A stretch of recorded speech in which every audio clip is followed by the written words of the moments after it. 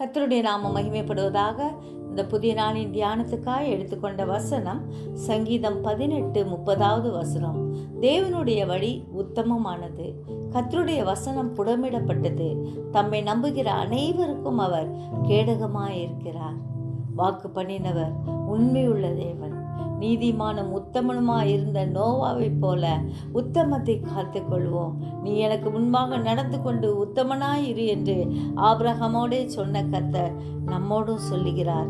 முந்தின நற்குணத்தை பார்க்கிலும் பிந்தின நற்குணம் ரூத்திற்கு உத்தமமாய் இருக்கிறது என்று சாட்சியை போவாஸ் மூலம் பெற்றது போல நாம் ஆண்டவர் நம்முடைய செயல் உத்தமமாய் இருக்கிறது என்று சொல்லும்படியான வாழ்க்கை வாழ்வோம்.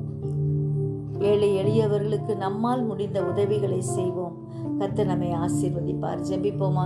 ஜீவிக்கிறதான் நல்ல இயேசுவே, இந்த அருமையான நாளுக்காக நன்றியோடு ஸ்தோத்திரிக்கிறோம். ஆண்டவரே, உடைய உத்தமமான வழியை பின்பற்ற எங்கள் ஒவ்வொருவருக்கும் வேண்டிய கிருபையை தரும்படியாய் கெஞ்சுகிறோம் ஐயா. உடைய வசனம் புடமிடப்பட்ட வசனம் என்பதை உணர்ந்தவர்களாய் ஒவ்வொரு நாளும் உடைய வசனத்துக்கு செவி கொடுக்க, உடைய வசனத்தை நம்ப, உமக்காய் வாழ எங்களுக்கு வேண்டிய கிருபையை அதிகமாய் கட்டளையிடும்படியாய் கெஞ்சுகிறோம். ஆண்டவரே, ஒவ்வொரு நாளும் உடைய அடிச்சுவடுகளை பின்பற்ற கிருபை தாரும்.